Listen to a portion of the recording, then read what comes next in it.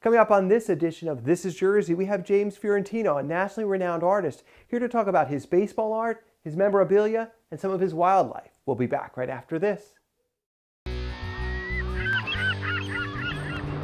Are you ready for some Jersey? Well, we've got Jersey. The zipper was made here. The light bulb was made here. The color television calls the Garden State home. Everybody wants to know about New Jersey. Sandy beaches, beautiful cities. We even have the Jersey Turnpike. Inventors, music, the movies. You need an exit?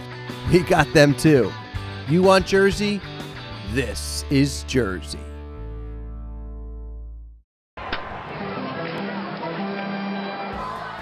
Today on This is Jersey, we're visiting the art studio and gallery of New Jersey's own James Fiorentino.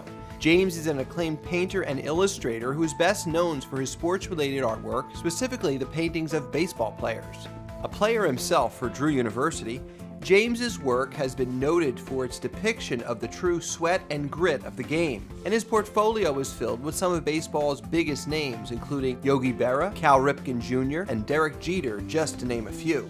His style and technique of watercolor painting is praised as wholly original, and he's been commissioned as an official artist for Major League sports and players since he was a teenager. His work is featured at some of the most prestigious sports institutions worldwide, and on dozens of baseball and sports cards.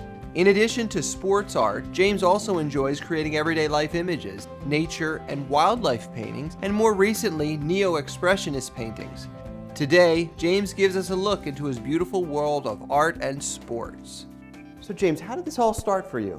You know, it started when I was really young, painting and drawing when I was a little kid. And, you know, like I said, most kids love to draw and paint, and same for me since I was 3-4 years old. In fact, my mom showed a picture I had done when I was like 3 or 4 to the pediatrician. He said, wow, he's got really good hand-eye coordination.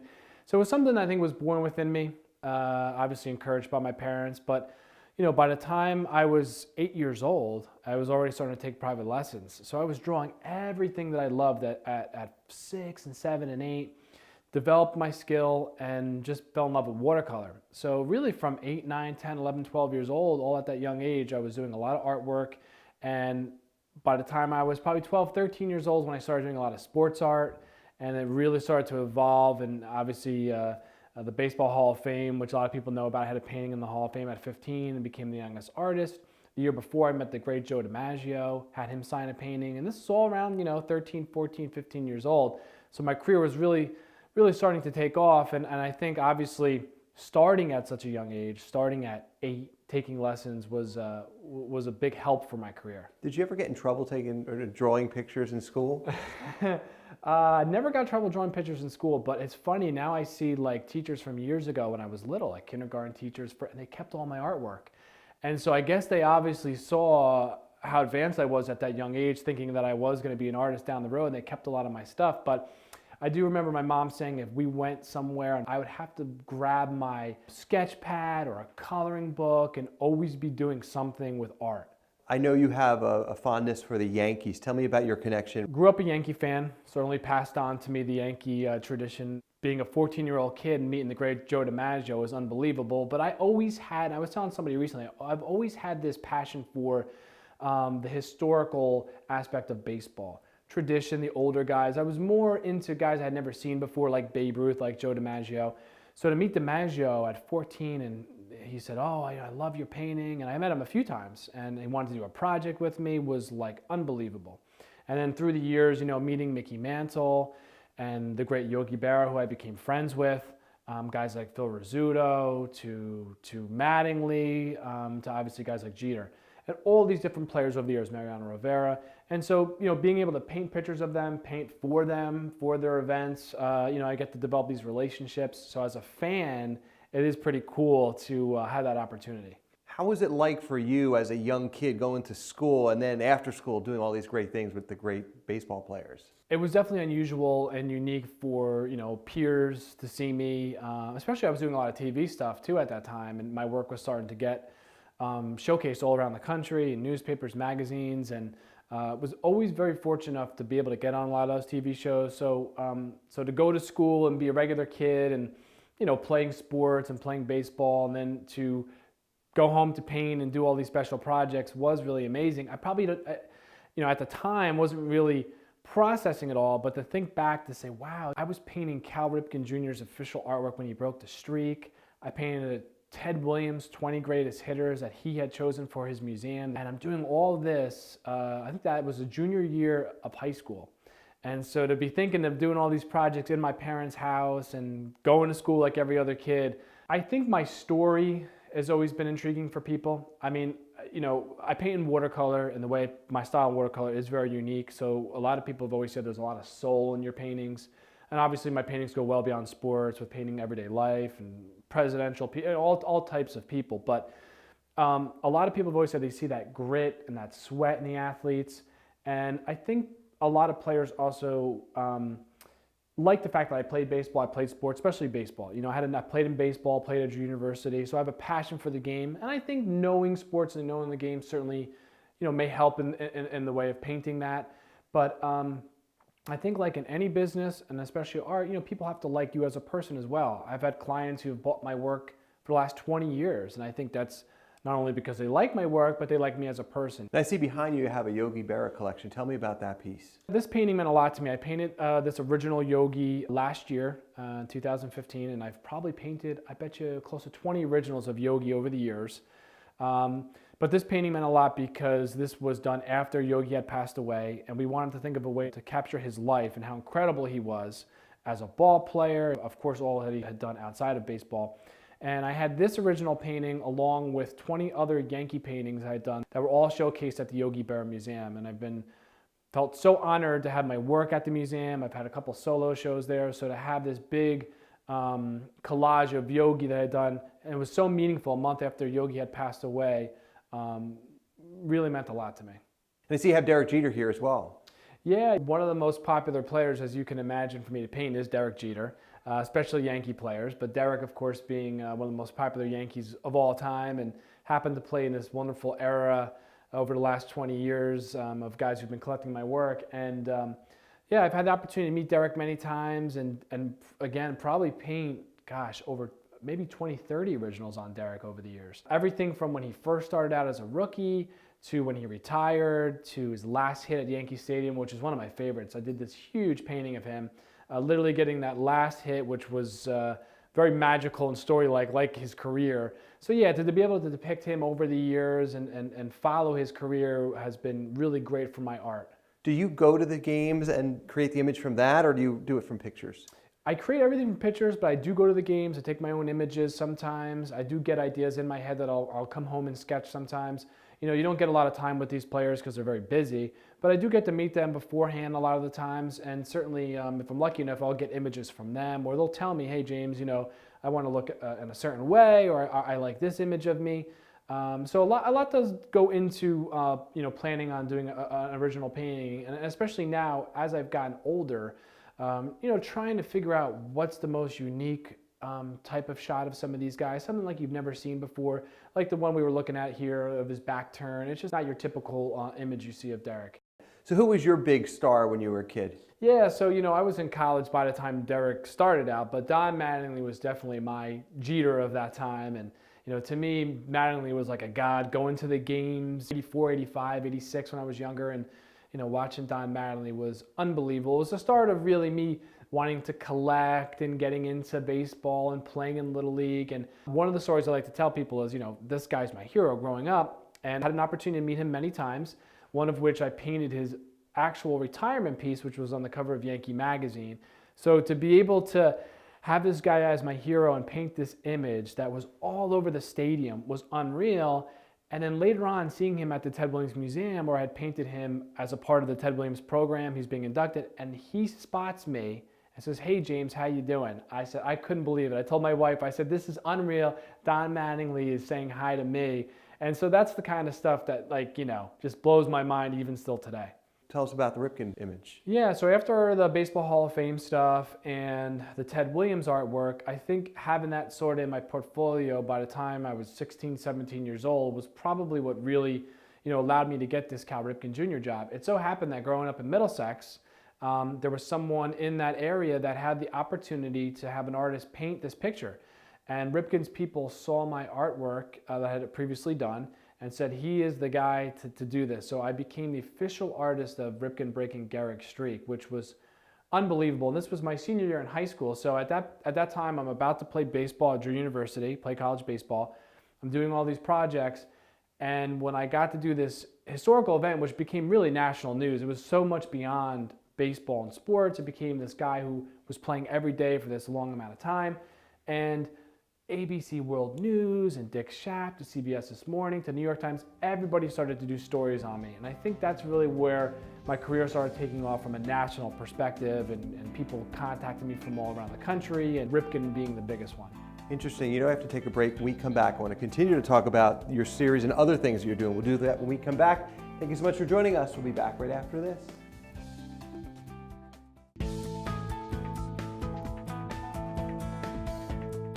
Welcome back to This is Jersey. We're continuing our conversation with James Fiorentino, who in addition to creating amazing works of art, is also an avid collector of sports memorabilia, as well as that of another favorite hobby, comic books. James, beyond your art, you've collected a lot of artifacts. Tell me about the things you have in this area of your gallery. Yeah, you know, I've been very fortunate to collect a lot of cool things. You know, anytime I was going to paint an athlete, especially a baseball player, I'd bring like a baseball to have signed, and now I find myself collecting it for my children. But I've put together a really cool collection of a lot of signed memorabilia and really personal stuff that was given to me from players or clients, everything from an old Yankee Stadium seat to my great friend Pepper Davis, who some people may know. The movie A League of Their Own was based on her life as one of the players, and got a uniform from her that was made for the movie. Just really, really cool, amazing stuff. And I've always felt blessed and honored to get this stuff. And it's one of those things, even for me, I love giving stuff to people as well. It's just a really nice thing to do. But yeah, the collection has really been, and actually, speaking of collecting, it's probably why I originally started doing all the artwork. I thought to myself, how can I get something interesting that I could collect? And DiMaggio happened to be the first guy that I said, oh, I'll paint a picture. We'll paint a picture, have him sign it, and that's would be part of my collection. So, you know, I think it's always been in my blood to be a collector. You mentioned Yankee seats. Yeah, you have multi-generations of seats. Tell me about that. Yeah, I have seats from the 70s to the end of this particular stadium, the new stadium. But the coolest is by far the original seats going back to Babe Ruth, Lou Gehrig time, where it actually had the green paint on it. So I feel like it's a piece of history in the house, and you know, the fact that I paint all these guys, to have something like that in here is pretty wild. Now, there's one other piece that you have that was a part of the Yankee Stadium that was painted on the wall as a mural. Tell me about that. Yeah, that's a really cool story. You know, it was picked up by like the New York Times and a lot of different New York newspapers, but I was asked by a friend of mine through the New York Yankees to come and paint inside the old Yankee Stadium. And I remember it was during a doubleheader, really hot. I'm in this random room off the clubhouse. And that particular room was told to these guys years ago that Lou Gehrig would spend time in there. Lou Gehrig's wife had said this, that he would go away from the team, spend time in this room, and it was called the Gehrig Room. So they asked me to do a painting of him, and then eventually became a couple more other Yankee MVPs. And a lot of the Yankees, like Jeter, would go into this room and see my artwork. So it became sort of like a folk story within the stadium. And it's one of those weird things now. We don't know whatever happened to the artwork that was done on this column. Did it come down in the stadium? Did somebody chisel this thing out? You know, where'd it go? But kind of a cool story for me as a Yankee fan to have participated in that. Now, you have a lot of signed baseballs here. Tell me who's here. We've got a lot of Hall of Famers. That's always been my thing, obviously, meeting baseball Hall of Famers, and especially when I first met Ted Williams and all those guys. I remember bringing like 20 baseballs with me and just, you know, unloading guys and having them sign them. So it's everybody from Mickey Mantle and Joe DiMaggio to current guys like a current Mike Piazza, who's going to be inducted this year, all the way back to a Ray Dandridge or a Lefty Gomez. So guys that had played back even into probably the 30s and 40s I have collected. And most of them, 90% of everything I have here I got in person. So it was all people I've met, and a lot of cool stories actually behind them. James, beyond the art that you create, you collect other people's art. Tell me what you have here. Yeah, you know, I'm a fan of all types of art, but I love comic book art, my Star Wars stuff down here, and a lot of these comic illustrators, to me, some of the best artists ever live. Guys going back to the 40s. You know, I've had a lot of great relationships with a lot of these older artists, and they've become friends of mine. And so in here, you'll see everything from Stan Lee signed stuff to my great friend Joe Sinnott, who's known as the greatest inker in comic history. And so we speak all the time about baseball, about art, and you can see this old definition of illustration that they still can do. And so I am a big fan of collecting other people's artwork, and especially if I know the artist too. It's a really nice thing to be able to trade my art for someone else's art. It's an honor. I see you have an image of Hulk Hogan there. You met him? Growing up, loved wrestling like every little kid does, especially in the 80s, and nobody bigger than the Hulkster. So I had the opportunity to meet him at an event, and I decided, yeah, I'm going to do this beautiful painting of him, but really this athletic pose of him really wrestling, showing what these guys can do, and he loved it. And not only did he love it so much, he said, I want to buy this painting. Stopped everything that was going on and said, I am buying this painting right now. So he did. He bought the original painting for his house, for his collection, which blew me away. You know, that doesn't often happen when I see these guys. And I had a reproduction from the original that he had signed to me, so something I could keep down here. Probably one of the coolest things I've ever done is, I think, painting for baseball cards. Because as a kid, that was my thing. I love collecting cards. That's all that I wanted to do. So to think one day that my artwork would be featured on trading cards was unbelievable to me. And in 1999, my first artwork appeared on Topps trading cards, which became very popular in the hobby. And then in 2001, I created cards for Upper Deck, which were called the Fiorentino collection. And I did every sport, from basketball, baseball, hockey, football. And then I continued to do more cards for Upper Deck. And then most recently, within the last 5 years, I created cards for Kellogg. So, you know, to go in your local ShopRite and see your artwork on the cover of Cheez-Its and Club Crackers was pretty awesome. So I think trading cards have been probably one of the funnest things I've had the opportunity to do. Now you have a lot of three-dimensional stuff here too. Have you ever gotten into that? It's a good question. You know what? I really haven't. I've done a few completely separate from what you're showing today. I've done some modern paintings and some modern pieces. So I've done some stuff with my hands, especially going back to college. But that's the one thing I think I would love to get more involved in, is doing some sculpture, which may relate more to my wildlife artwork, actually. You mentioned wildlife. We have to take a break now. We come back, we want to go up to your studio, see where all this is created, and we'll do that when we come back. Thank you so much for joining us. We'll be back right after this.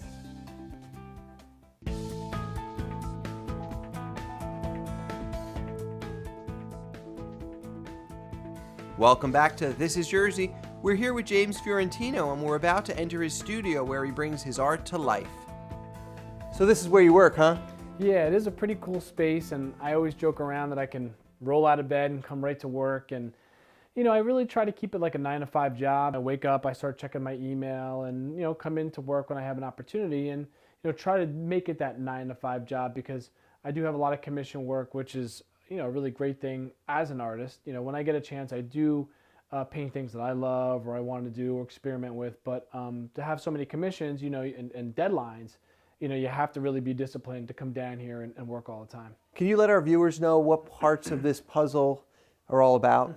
Yeah, I mean, here's an example of a commission piece I'm working on now of this gentleman, and it's going to be presented to his family. So, you know, going beyond sports, I do a lot of family portraits, a lot of portraits of people that are being honored. So all my artwork is done in pencil first, and it's all painted in watercolor, but I think the unique thing is how I paint the watercolor. I'm using tube form and cake form in watercolor, but the way that it's applied on my paper, it's a formula like anything else. You know, it has to be the right paint, right paper, right brushes, and when you figure that stuff out over the years, it becomes your signature look. Is there an average time it takes you to paint a portrait? You know, it all depends on the size. So some paintings could take me 2-3 days. Some could take me 5, 6, 7 days. And some big collages or pieces with a lot of detail and are very big could take almost 2 weeks. But I'd say on average, most of these paintings are 3 to 5 days.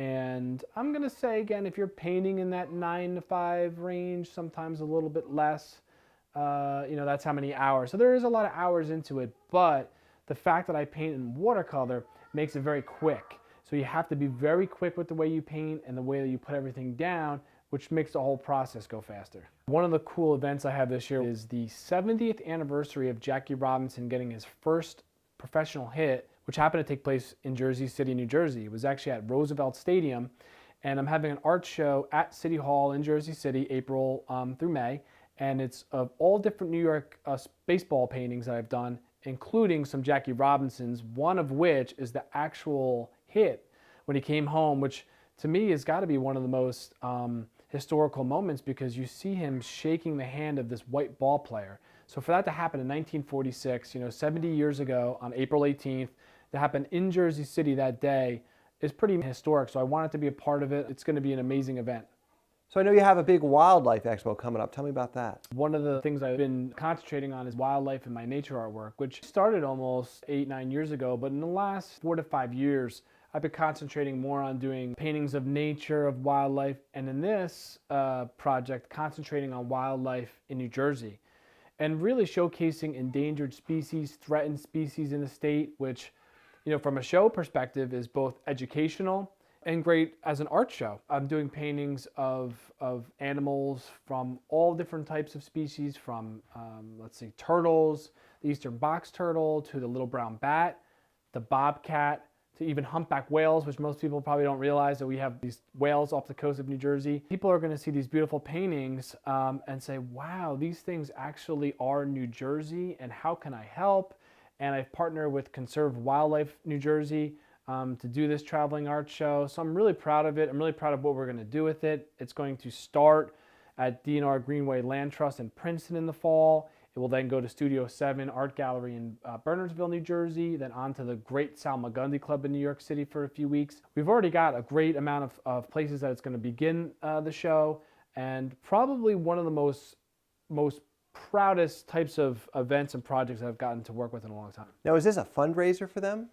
Yeah, it's both a traveling art show and fundraiser. So we are raising money for Conserve Wildlife, which is great. So in this case, we have sponsors that are involved with the traveling exhibition.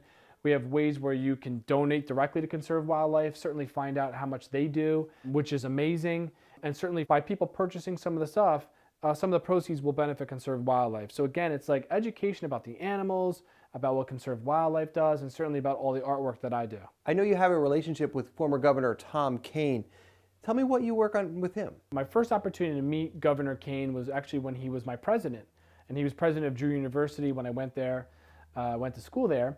And we developed a friendship right away with all the artwork I do, especially the sports stuff.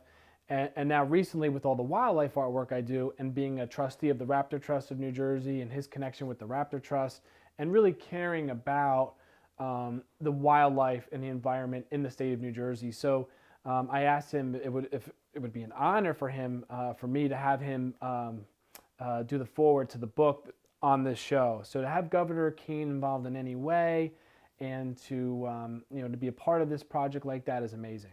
James, what's next for you? You've been in Yankee Stadium. Your pictures have been on the outside of cheeses. Tell me, what's next? You know what I always say? I'm lucky every day to wake up and paint these pictures. So honestly, I feel so blessed that every day I wake up and there's this project sitting there for me, more projects, and you never know what kind of cool events coming up, what person you're going to meet. So in all honesty, I'm pretty conservative in that. I'll take what I've been doing already the first 20 years, and if I could just continue that, that would be amazing. But as an artist, you always want to get better. And I still feel I'm learning a lot today. I want to get better every day. I want to go into doing other types of art.